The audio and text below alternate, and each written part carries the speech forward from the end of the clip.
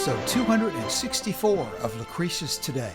This is a podcast dedicated to the poet Lucretius, who wrote On the Nature of Things, the most complete presentation of Epicurean philosophy left to us from the ancient world. Each week we walk you through the Epicurean text, and we discuss how Epicurean philosophy can apply to you today. If you find the Epicurean worldview attractive, we invite you to join us in the study of Epicurus at Epicureanfriends.com, where we discuss this and all of our podcast episodes. This week we have a special episode in which our podcaster co-host Don will give a talk entitled Bread and Water? Debunking the Myth of Epicurean Asceticism. This talk was given on January the 19th, 2025, as part of our first Epicurean Friends live stream. We'll post a link to the slideshow presentation in the show notes to this episode, but you can view it anytime at Epicureanfriends.com by clicking on the Featured Videos link at the top of our website. At the same location, we also have a link to Don's other video entitled Where Was the Garden of Epicurus? Isolated or near the center of things? In that talk, just as in this new Bread and Water program, Don debunks myths that have grown up around Epicurean philosophy, in which Epicurus has mistakenly been labeled as an ascetic or as an isolationist. Don does great work on these episodes, and we're proud to have him as part of our podcast family. Next week, we'll be back with a regular Lucretius Today episode. Until then, enjoy Don on the topic Bread and Water? Debunking the Myth of Epicurean Asceticism. Words have meaning, and one word that often gets attached to Epicurus is ascetic. Doing a Google search for Epicurus, ascetic, quickly provides numerous examples, including phrases like, "It is too often forgotten that Epicurus himself was an unimpeachable ascetic," or "Epicurus' position was to establish an ascetic detachment from material conditions," or "Epicurus' hedonism has strong stoic or ascetic tendencies." And finally, despite his hedonism, Epicurus advocates a surprisingly ascetic way of life. These are examples from only the first few sets of results in that Google search. So, did Epicurus advocate for an ascetic way of life or not?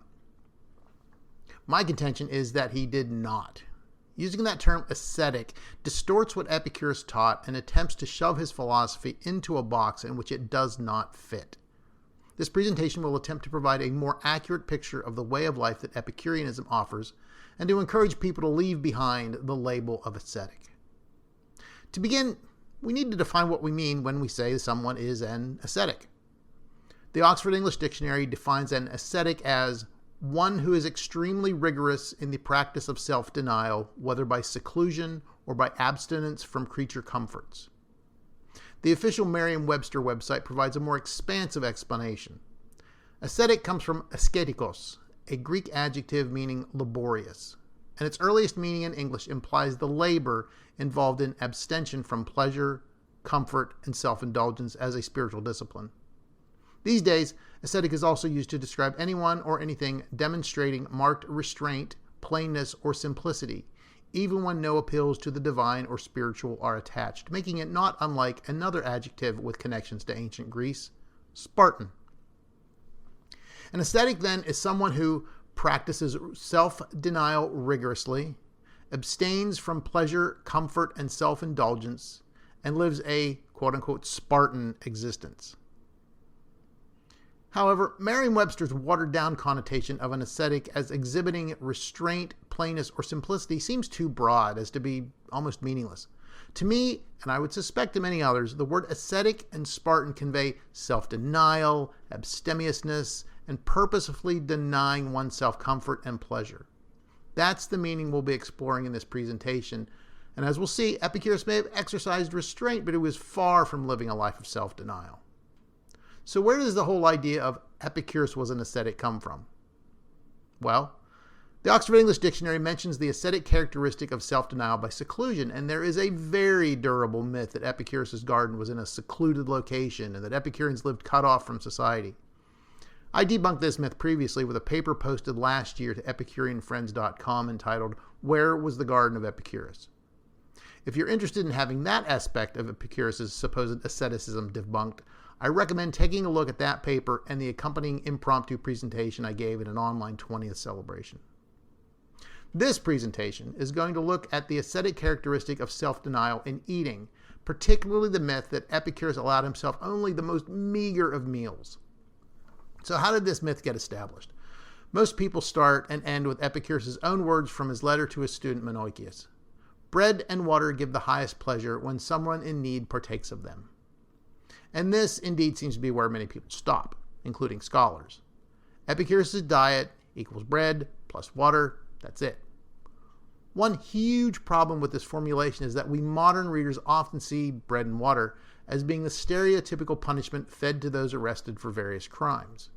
In fact, the U.S. Navy used 3 days of bread and water confinement for various low-level infractions until 2019. When someone reads consistently that Epicurus only lived on bread and water, they see it as Epicurus basically demanding that he and his students punish themselves. And how could that be an attractive way to live one's life? Let's take a closer look at what bread and water means within the culture in which Epicurus actually lived. Epicurus is not obligated to align with our preconceived notions of the punitive connotations of bread and water. So let's explore what the ancient Greeks were eating before we try to stereotype Epicurus' so-called ascetic diet. Let's start with bread. It has been estimated that cereal grains, primarily wheat and barley, provided up to 70% of the caloric intake of the ancient Greeks. In fact, Homer's Odysseus says he far excels everyone else in the whole world of those who still eat bread upon the face of the earth. Still eats bread refers to the fact that they're still alive, the ones that are still eating their bread. Homer uses the word ceton, referring to food made either of wheat or barley. Barley, however, was much more plentiful than wheat, making the raised loaves of wheat bread more of a luxury item. Barley is one of the oldest grains known in antiquity and was drought tolerant, making it especially suited to Greece. The barley was often roasted to make alphita, which could be ground into meal and kneaded with water or milk or oil. And since the grain was already cooked, it didn't need any additional baking and could be eaten wet or dry, making these barley cakes, or maza, very convenient and not requiring any great skill or clay ovens to make, unlike the risen loaves of wheat bread. Maza could also be made into a porridge. It's barley that Telemachus takes with him on his ship when he sets out to find information about his father Odysseus. It's maza that Hesiod extols in Works and Days when describing the good life. At this time, at long last, let there be a shady place upon a rock, wine from Byblos, barley cake soaked in milk, the milk of goats that are reaching their end of lactation, and the meat of a cow fed in the woods, one that has not yet calved, and of firstborn kid goats. That is the time to drink bright-colored wine, sitting in the shade, having one's heart sated with food, turning one's face towards the cooling zephyr. So, bread was the staple of the ancient Greek diet, with maza being very common. In fact, a 6th century BCE law of Solon required Athenian brides to bring a barley roaster with them to their new household. Meat, especially roasted meat, was only eaten during elaborate feasts or at festivals, the sacrificial animals being roasted on the altar with the meat being shared then with the celebrants. Fish, either salted or fresh, appears to have been seen as more of a delicacy. Fruits eaten by the ancient Greeks included grapes, figs, apples, pears, and dates, with wildly harvested nuts also being consumed. And these latter would have included almonds and walnuts and hazelnuts and chestnuts. Vegetables were popular. They included cabbages, asparagus, carrots, radishes, and celery, along with onions, garlic, and olives eaten in large quantities. The primary source of fat was olive oil, as butter was seen as a barbaric food. So no butter on the bread for the Greeks. So that gives us a look at what the common and some elite ancient Greeks were eating. I want to emphasize again that the estimate is that 70% of calories were coming from grains in the form of breads and porridges. Turning back to Epicurus' letter to Menoikeus, what kind of bread was Epicurus mentioning when he writes, bread and water give the highest pleasure when someone in need partakes of them. The word translated bread there is in fact maza, the most convenient and common cake or porridge made from roasted barley. And barley seems to have been the favored grain in the garden according to a number of sources across the centuries. Seneca, writing a little over 300 years after Epicurus' death, uses the word polenta, which was used to translate the Greek maza in the form of barley porridge into Latin when he wrote in his letters to Lucilius about Epicurus' garden, "The caretaker of that abode, a friendly host, will be ready for you. He will welcome you with barley meal and serve you water also in abundance." Around 100 CE, just a little later than Seneca, Plutarch throws us a little curve when he writes in his essay entitled "That Epicurus Actually Makes a Pleasant Life Impossible," what appears to be an additional dish in the diet of the garden. So Plutarch is complaining, as he does, that Epicurus' definition of pleasure makes no sense, and he writes, "For the pleasures of the body, our nature requires costly provision, and that the most pleasant enjoyment is not to be found in barley cake and lentil soup, but that the appetite of the sensuous demands succulent viands and Thausian wine and perfumes." That's how I imagine Plutarch's voice in my head. The barley cake is our familiar maza. The other dish mentioned out of the blue is fakea, which is a lentil soup. So maybe we can add lentil soup to the menu of the garden, since Plutarch is using both maza and fakea to say the pleasure seeker's desires can't possibly be satisfied by barley porridge and lentil soup. Around a century after Plutarch, Diogenes Laertius composed his seminal work, The Lives of the Eminent Philosophers, to which we owe the preservation of Epicurus' letters. In addition to those letters, Diogenes says that Epicurus himself mentions that he was content with plain bread and water, unquote. And in that bread and water phrase, Diogenes uses the phrase artos litos, which you'll see litos again, as it means frugal, simple, plain, and inexpensive. Artos, on the other hand, refers to a cake or loaf specifically made of wheat. Artos is the better stuff, not the quick and easy maza.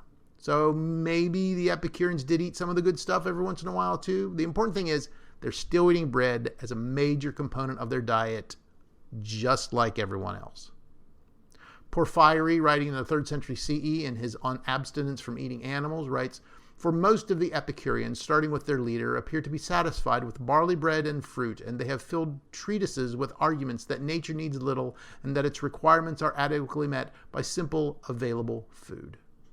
Here again we find maza, but now we've added fruit to the Epicurean table. So what kind of fruit? Well, the word used is acrodrua, or fruits produced in the upper boughs of trees, and there have been various interpretations of this word, and they've included pomegranates, wild nuts, and almonds, and possibly apples and pears, and even edible acorns. Lactantius, in his Divine Institutes, written around the late 3rd or early 4th century CE, includes, "One who is too stingy learns from Epicurus that life can be endured on water and barley." And again, we have the Latin polenta, referring to the barley porridge there. The last source I'll mention, written 600 years after Epicurus died, is a letter entitled "To the Uneducated Cynics" by the Roman Emperor Julian, who is often referred to as the apostate by Christians. And we find in this letter, Epicurus says that if he has bread enough to spare, he is not inferior to the gods on the score of happiness. That word translated as bread there is once again maza. Before we go further, I feel I'd be remiss if I didn't address the whole water in the bread and water phrase. Bread and water, either in Greek or in Latin, is often seen in the sources talking about Epicurus. But water was readily available. The garden was a garden after all, actually probably more of an orchard or a small farm. And so it likely had a spring or a steady source of clean drinking water in it. So why not take advantage of that? However, Diogenes Laertius does write, Diocles, in the 3rd book of his Epitome, says, "They were content with a small cup of light wine, and all the rest of their drink was water." Let's dissect that just a little bit. The small light wine refers to oinidion, which I take to be simply analogous to small beer, which is a term that would just refer to the fact that it would be a young wine with a lower alcohol content. So it could very well be referring to freshly pressed grapes with little time to ferment. And the small cup translates an ancient Greek measurement that was right around a half a pint. So really not a lot different than all the other inhabitants of ancient Greece. The reason for that in-depth look at barley, bread, maza, polenta, and a quick look at wine is to show that bread and wine featured in Epicurus' declaration not because it was punitive, not because he was denying himself, but because that was the regular daily meal of the average ancient Greek. There was nothing special about it. One's hunger need not be satisfied with a fancy food or a feast or delicacies. Epicurus is telling us to pay attention to our regular meal right in front of us. As long as it satisfies our hunger and quenches our thirst, our everyday meal, which can be as simple as nourishing hearty barley porridge and cool spring water, that meal is worth paying attention to, and that it can satisfy our hunger and thirst as well as any costly or hard-to-prepare feast. Now, you may remember that Epicurus also made a request in another letter for some cheese, which people seem to imply was some sort of secret guilty pleasure that Epicurus allowed himself to have. He said, "Send me a little pot of cheese that when I like, I may fare sumptuously." And the cheese there, by the way, is turos, which was a sheep or goat cheese. So our Epicurean table has been set with an abundance of barley bread or barley porridge, as much spring water as you like, maybe a little low alcohol wine every once in a while, some goat cheese, some wheat bread, a lentil stew, fruits and nuts, and it doesn't sound too bad to me. And I find it somewhat amusing that that word that Epicurus' request for cheese has in it, that's translated as sumptuously, also has the connotation of lavishly or extravagantly, according to Liddell and Scott, and can be coupled with asotos, which is the word that's often translated as profligate and was used by Epicurus when he says that whenever we say repeatedly that pleasure is the goal, we do not say the pleasure of those who are profligate. This seems significant since Epicurus is literally saying that he enjoys cheese every once in a while and uses the word that actually means extravagantly, which sounds to me like a natural but unnecessary desire. Is Epicurus saying we can enjoy those desires too and not just the natural and necessary desires? Oh my, how can that be? I thought he said we can only partake of the natural and necessaries. I'm clutching my pearls. So I think that's exactly what this and other passages imply. Part of the ascetic myth associated with Epicurus is that people say he taught that his students could only follow the natural and necessary desires. Now, for a very quick refresher, Epicurus categorized desires, not pleasures, into four broad categories. According to Principal Doctrine 29, among desires, some are natural and necessary, some are natural and unnecessary, and some are unnatural and unnecessary arising from groundless opinion. The prevailing position among scholars and popularizers of Epicurean philosophy has been to filter this through a Stoic lens and say that Epicurus only fulfilled the natural and necessary. I contend this is fundamentally wrong. From my perspective, Dr. Emily Austin got this exactly right in her book, Living for Pleasure, An Epicurean Guide to Life, published in 2023. Her terms, necessary desires, extravagant desires, corrosive desires, really hit the mark, I think. Now, I'm not going to belabor this point, and I recommend you read her book, but her contention and mine is that Epicurus did not condemn or deny or disallow quote-unquote extravagant desires. Epicurus says that those who least need extravagance enjoy it most. That doesn't strike me as a prohibition. He said he couldn't conceive of the good without the joys of taste, of sex, of hearing, and of without the pleasing motions caused by the sight of bodies and forms. Now, did Epicurus and the Epicureans follow a simple, plain, frugal lifestyle? Yeah. From all descriptions, they appear to have lived a simple, plain, frugal lifestyle, not unlike other average ancient Greeks of the time. Not Spartan, not ascetic, not a life of self-denial. Simple, plain, frugal. Frugal doesn't mean self-denial. Some words and phrases along these lines that are often associated with the school in various writings throughout the centuries is that they led a simple, plain way of life. They had simple, inexpensive, frugal flavors and tastes. Philodemus describes his apartments in the lavish estate of Piso as a simple cottage, a cagliada. And they are said to have led one's life in a manner that was easily paid for and simple, inexpensive, and frugal. To me, this doesn't sound like self-denial or asceticism. It sounds like common sense. It sounds like Epicurus is reminding people to live within their means. Translating this into a modern sense, can a modern Epicurean go out to dinner once in a while to a fancy restaurant? Of course, as long as you're not neglecting or overextending your budget. Can you drink that quality IPA or fancy wine offered you at a dinner party? Sure, just don't drink to excess and make a fool out of yourself. One passage from Seneca that gets overlooked in my opinion is, even Epicurus, the teacher of pleasure, used to observe stated intervals during which he satisfied his hunger in sparingly fashion. He wished to see whether he thereby fell short of full and complete happiness, and if so, by what amount he fell short, and whether this amount was worth purchasing at the price of great effort. At any rate, he makes such a statement in the well-known letter to Polyaenus in the archonship of Carinus. Indeed, he boasts that he himself lived on less than a penny, but that Metrodorus, whose progress was not yet so great, needed a whole penny. This passage could have a whole presentation on it, including looking at what ancient Greek or Roman currency is being translated as penny and halfpenny there. But that phrase I want to emphasize in closing is stated intervals. In Seneca's Latin, certos dies, certain days. From this, it would appear that Epicurus tested himself on certain days to see how much food would really satisfy his hunger. We so often mindlessly eat our meals, scrolling our phones, talking with others, snacking on that basket of taco chips and salsa, that we don't even know how much we're eating. And then we end the meal rubbing our bellies and groaning. Epicurus knew how much would satisfy him if the need arose, and so he didn't have any anxiety or fear around the availability of food and drink. That does not mean he denied himself pleasure. That does not mean he felt guilty for indulging in wine and cheese. That does not mean he went around hungry and living a Spartan existence. That does not mean he lived like an ascetic.